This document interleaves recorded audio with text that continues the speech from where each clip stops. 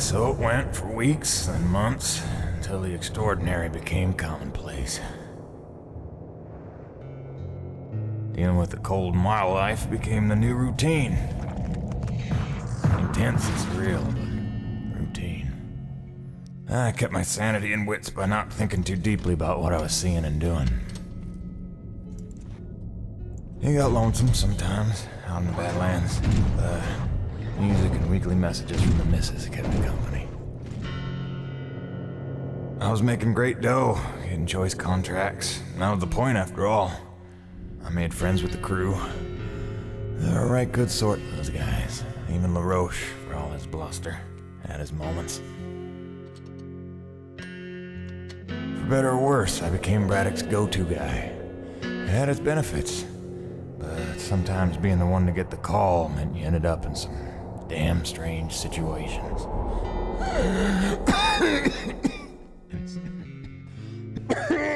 What's wrong? Plenty. Harmonizers almost out of juice. The one time I want an Akrid to attack. Where was I? Something about getting the call. Yeah, right. Well, now you know how hard it is to communicate off-world. In those days, NEVEC had a workaround. An antenna relay on the highest peak in the area, so we can call home to Mama with minimal storm interference. It's our lifeline. 2 hours ago, it went offline, and we don't know why. We're effectively cut off from sending and receiving any off-world communications. Some Akrid probably got his claws into it. So once again, you expect me to march out there and fight a horde of monsters in a rig without weapons, huh? Do you know how much of my income I waste on repairs? I want guns on my rig, a simple chain gun. My hands are tied. NEVEC regulations. Yes, don't weaponize the construction vehicles, but I mean in this case. Nothing. I'm not gonna jeopardize my operation because of your nerve deficit. It's called hazard pay for a reason. Oh, please. Hey, boss. Just noticed ComSat's offline. Yeah. Mind if I hustle down to the relay station? Give her a gander? I was just talking to Mr. LaRoche about that very thing. Apparently he's got some concerns about making nice with the wildlife. Well, no, I don't want to just snake a man's contract. No. Take it. Get yourself killed. Not for at least double, I mean. Done. What? Be back by supper time.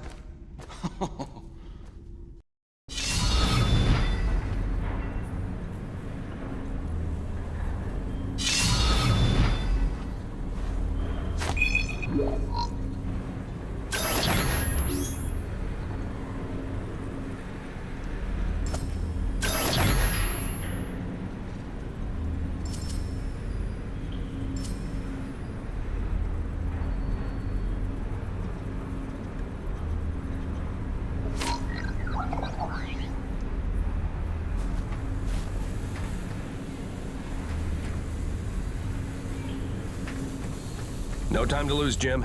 Go check out the communications relay and report back. Chop, chop.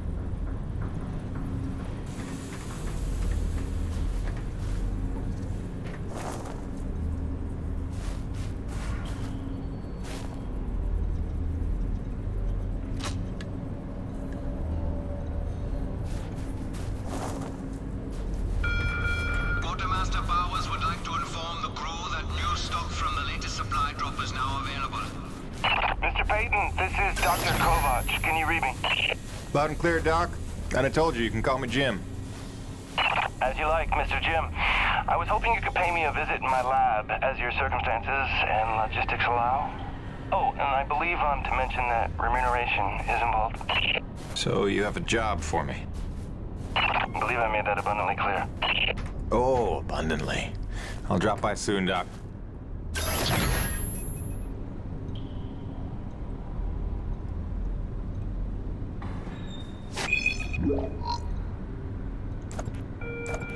Changes to your medical plan will be covered in this afternoon's orientation. If you're not currently covered by NEVEC insurance, you are not required to attend.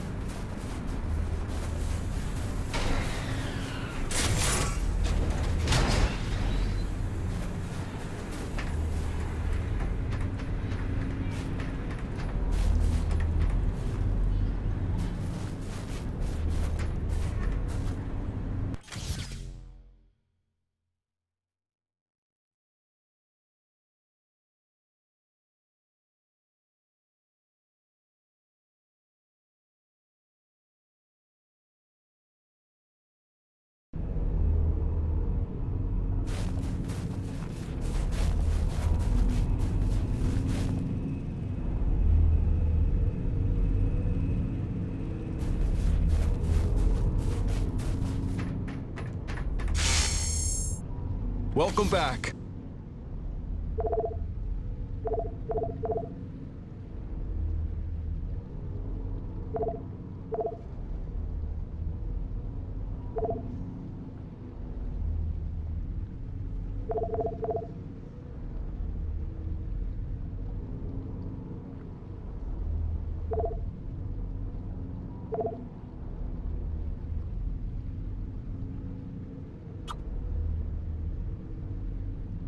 Oh, that's real pretty. Good range, good punch. That's a go-to gun right there.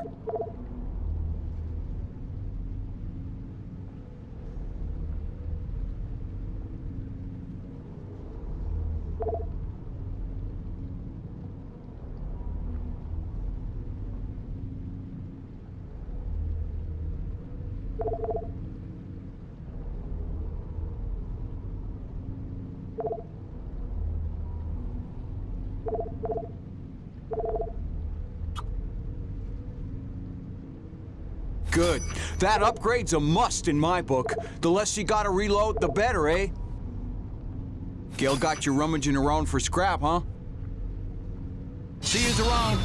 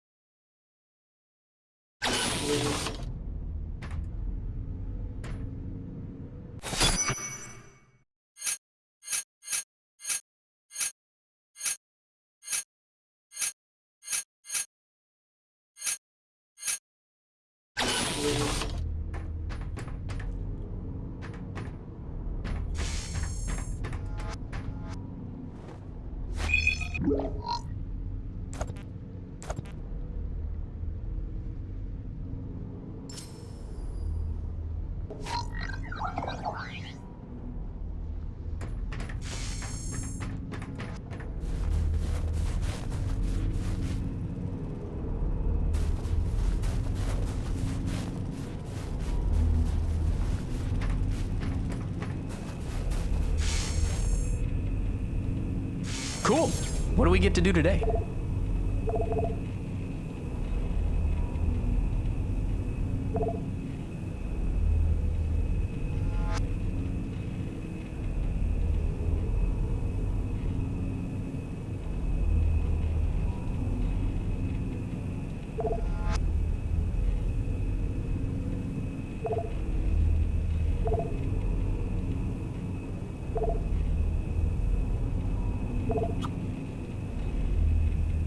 This one's simple.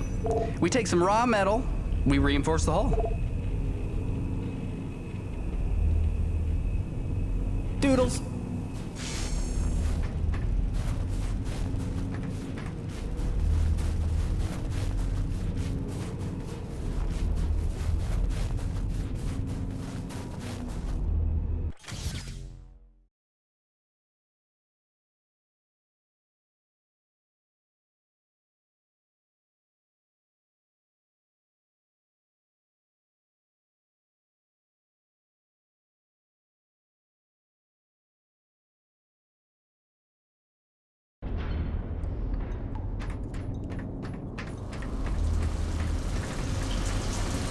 Jim, how's Hank? Sprouting up like a beanstalk.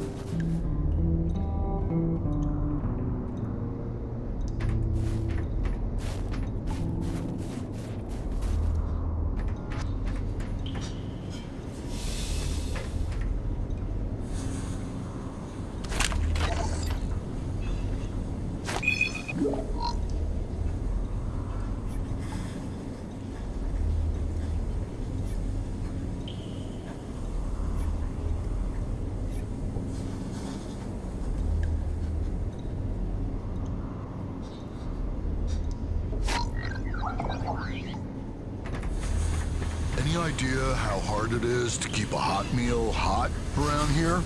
Hell, we're still living off MREs. Look, if we want... Don't you forget to eat before you leave.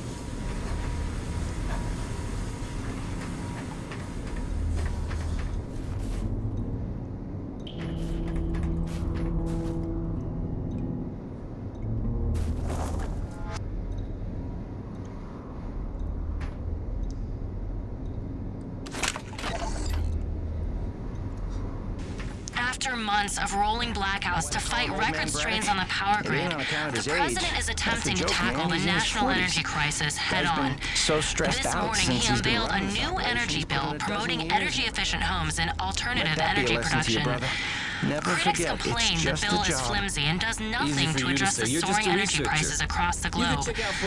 Meanwhile, the blackouts are severely disrupting the private sector across the country, and financial losses are mounting. Experts predict no end in sight for the recession, while on the horizon, a global energy crisis looms. For IBR, this is Suzanne Lee. That doesn't mean his ass ain't on the line. And us with it. Right. I heard something about that. Special relationship with NEVEC, they called it. Had something to do with his dad? Yeah. Papa Braddock was...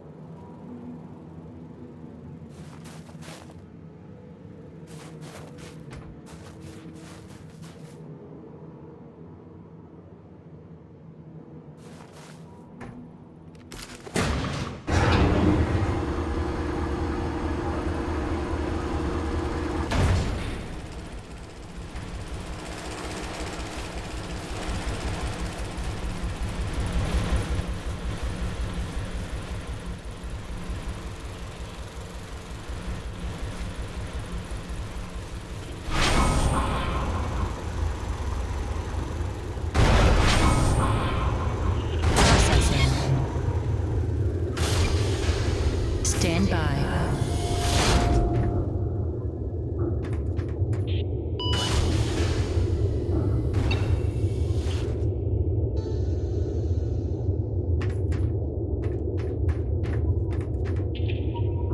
Remember that 800-page questionnaire we all had to fill out before we came to this planet?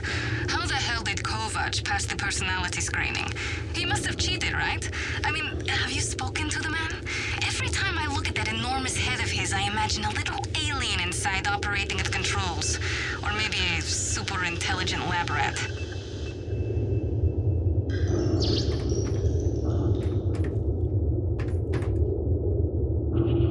Dr. Kovac never settles for mediocrity when greatness would do. His naysayers simply envy his talents, I think.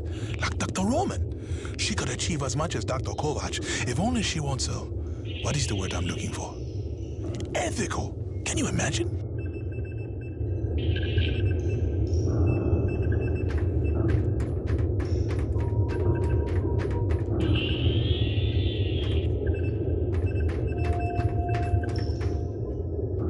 Dr. Roman and I certainly had our issues, but I do wonder how she's doing out there. Living off base out in the white like a mountain man is a bit of an overreaction if you ask me, but she was never one for half measures.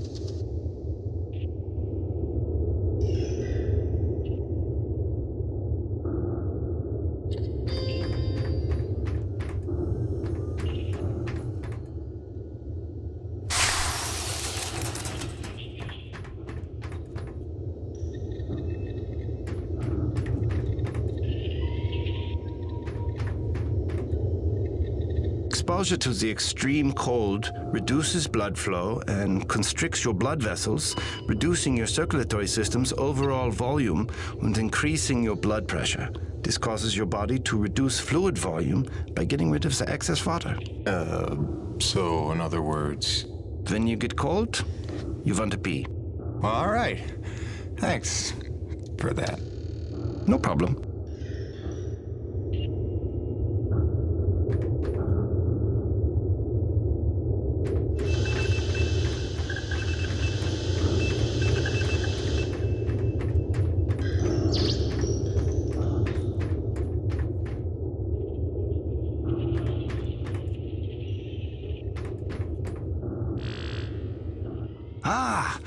As you are undoubtedly aware, I've been tasked with rendering thermal energy a viable and cost-effective power source.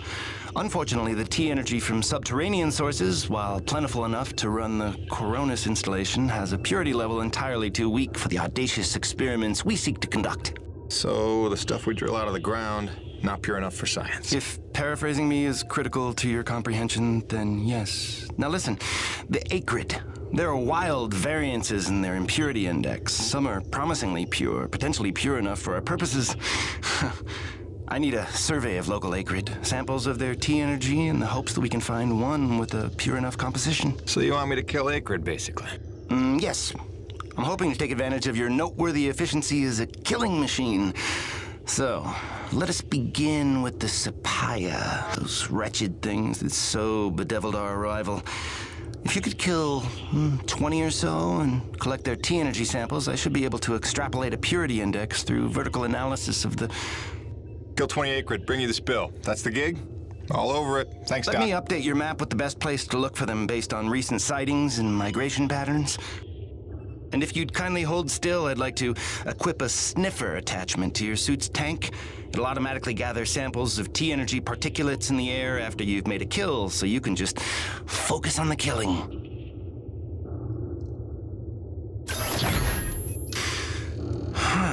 Such pitiable incuriosity.